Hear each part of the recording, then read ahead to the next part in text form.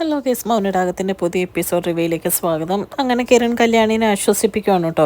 താനെല്ലാം പോയി സെറ്റായിട്ട് തനിക്ക് എന്തായാലും ഫസ്റ്റൊക്കെ കിട്ടും, നാളെ നമുക്ക് അമ്മയുടെ അടുത്ത് പോകണം, മോനെ ഇവിടെ നിർത്തിയാൽ മതി, എന്നിട്ട് അവിടുന്ന് യാത്ര പറഞ്ഞിട്ട് പോകാം, അല്ലെങ്കിൽ മോനെ കാണുമ്പോൾ ഭയങ്കര വിഷമമായിരിക്കും തനിക്കെന്നൊക്കെ പറയുവാണ് കേട്ടോ.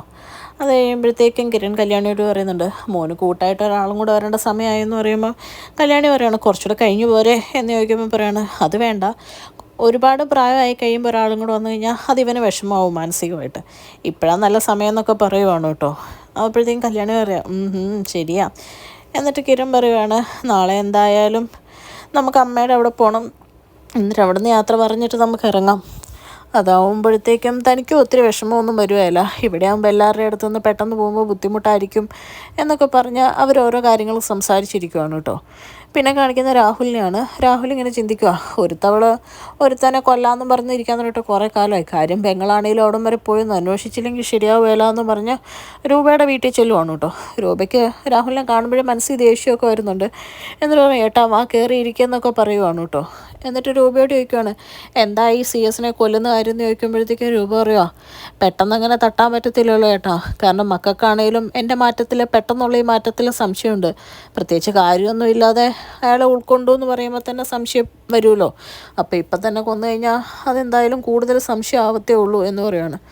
അപ്പോഴത്തേക്ക് രാഹുൽ പറയാം അത് നീ സമയം സന്ദർഭമൊന്നുമില്ലേ എങ്ങനെയാണെന്ന് വെച്ചാൽ ചെയ്താൽ മതി എന്ന് പറയുക. എന്നിട്ട് രാഹുൽ പറയാം അത് കഴിഞ്ഞിട്ട് വേണം ആ കല്യാണീനെ കൂടെ ഒഴിവാക്കാൻ, നീ അതെനിക്ക് വാക്ക് തന്നതല്ലേ ഓർമ്മയുണ്ടല്ലോ എന്ന് ചോദിക്കുമ്പോൾ മനസ്സിൽ രൂപ പറയാം കല്യാണിയെ പോലെയുള്ള നല്ല പെങ്കൊച്ചിനെ ഒഴിവാക്കിയിട്ട് തൻ്റെ മോളെ കൊണ്ടുവരുന്നതിലും ഭേദം എൻ്റെ മോൻ്റെ ജീവിതം പോയി നീ ഞാൻ കണക്കാക്കുന്നതാണല്ലോ എന്ന്. അപ്പോഴത്തേക്കും രൂപ പറയുവാണ് ഏട്ടൻ പറയുന്ന പോലെ ഏട്ടൻ എന്താന്ന് പറഞ്ഞാൽ മതി, അതുപോലെ പ്ലാൻ ചെയ്ത് ഞാൻ കൂടെ നിൽക്കാം എന്ന് പറയുവാണ് കേട്ടോ രാഹുൽ കേൾക്കാൻ വേണ്ടിയിട്ട്. എന്നിട്ട് രാഹുലിനോട് പറയുക നാളെ കല്യാണി തനിച്ചെന്തോ പരിപാടിക്ക് പോകുന്നുണ്ട്, അവൾക്ക് എന്തോ ബഹുമതിയൊക്കെ കിട്ടിയിട്ടുണ്ട്, അനുമോദനമൊക്കെ ഉണ്ടെന്ന് പറയുമ്പോഴത്തേക്ക് രാഹുലിന് തീരെ ഇഷ്ടപ്പെടുന്നില്ല കേട്ടോ. എന്നിട്ട് പറയുവാണ് അപ്പോൾ കിരണ് പോകാൻ പറ്റില്ല എന്നൊക്കെയാണ് കേട്ടത്, എന്തോ മത്സരമൊക്കെ ഉണ്ടെന്നാണ് ഞാൻ അറിഞ്ഞതെന്നിങ്ങനെ പറയുവാണ്. അപ്പോഴത്തേക്ക് രാഹുൽ ദേഷ്യമെല്ലാം കൊണ്ട് പറയാണ് അവളെ എങ്ങനെ വന്ന് കയറിയതാ ഒരു പാൽക്കാരിയായിട്ട്, എന്നിട്ടിപ്പോൾ എവിടെ വന്ന് നിൽക്കുന്നത്. എന്നിട്ട് രൂപയോട് പറയാം നീ എനിക്കെന്തെങ്കിലും കഴിക്കാൻ എടുക്കുക എന്ന് പറയുമ്പോൾ രൂപ അങ്ങ് പോകുന്ന സമയത്ത് രാഹുൽ ഇങ്ങനെ ചിന്തിക്കുക ഈ അവസരം എന്തായാലും ഉപയോഗിക്കണം, കല്യാണി തനിച്ചാ പോകുന്നെങ്കിൽ അതെന്തായാലും മുതലെടുത്തേ പറ്റുള്ളൂ എന്ന്. പിന്നെ കാണിക്കുന്ന പിറ്റേ ദിവസം രാവിലെ നിഷയുടെ അടുത്ത് മനോഹർ ഇരിക്കുകയാണ് കേട്ടോ. നിഷ ചായയൊക്കെ ആയിട്ട് രാവിലെ വരുന്നുണ്ട്. നിഷയെ കാണുമ്പോഴേ പെട്ടെന്ന് മനോഹർ കള്ളക്കരച്ചിലൊക്കെ കരയുവാണ് കേട്ടോ.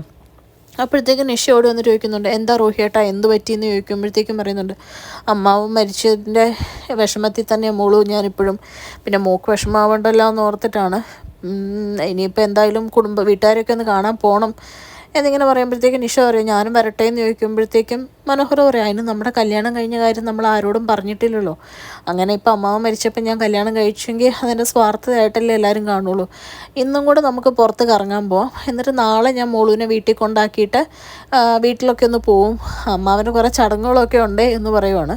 അപ്പം നിഷ സമ്മതിക്കുവാണ് കേട്ടോ. ആ സമയത്താണ് സരയുവിൻ്റെ കോള് വരുന്നത്. അപ്പോൾ പറയും ദേ ബന്ധുക്കാർ വിളിക്കുന്നുണ്ട് മോളൂ ഞാനൊന്ന് അറ്റൻഡ് ചെയ്തിട്ട് വരാമെന്ന് പറഞ്ഞ് സരയുവിൻ്റെ ഫോൺ എടുക്കുവാണ് കേട്ടോ.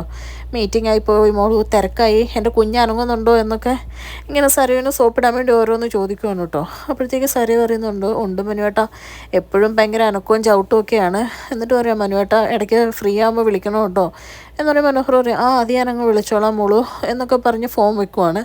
അപ്പോഴത്തേക്ക് നിഷ താഴെ എത്തിയിട്ട് പറയുകയാണ് ഇപ്പോൾ റോഹിയേട്ടനെ പോലെയുള്ള ചെറുപ്പക്കാരെ കാണാനേ കിട്ടാറില്ല, എല്ലാവരും എൻ്റെ പ്രായത്തിലുള്ളവരൊക്കെ വിദേശത്ത് പോയി കാശ് സമ്പാദിക്കുന്നു, ബന്ധങ്ങളുടെ മൂല്യങ്ങളൊന്നും അങ്ങനെ അറിയത്തില്ലാത്തവരാ, പക്ഷേ റോഹിയേട്ടന് സ്വന്തം അമ്മ എന്ന് പറഞ്ഞാൽ എന്ത് ജീവനാ എന്നിങ്ങനെ ചോദിക്കുമ്പോൾ മനോഹർ പറയാം അതേ മോള് ഞാനങ്ങനെ ഒരു സാഹചര്യത്തിലാണ് വളർന്നു വന്നേ, എനിക്ക് ബന്ധങ്ങൾക്കൊക്കെ ഭയങ്കര മൂല്യമാണ് എന്ന് പറയുകയാണ് കേട്ടോ. എന്നിട്ട് പറയാം മോള് പെട്ടെന്ന് പോയി റെഡി ആയിട്ട് വാ നമുക്ക് പുറത്തൊക്കെ പോകണ്ടേ എന്നിങ്ങനെ ചോദിക്കുകയാണ്.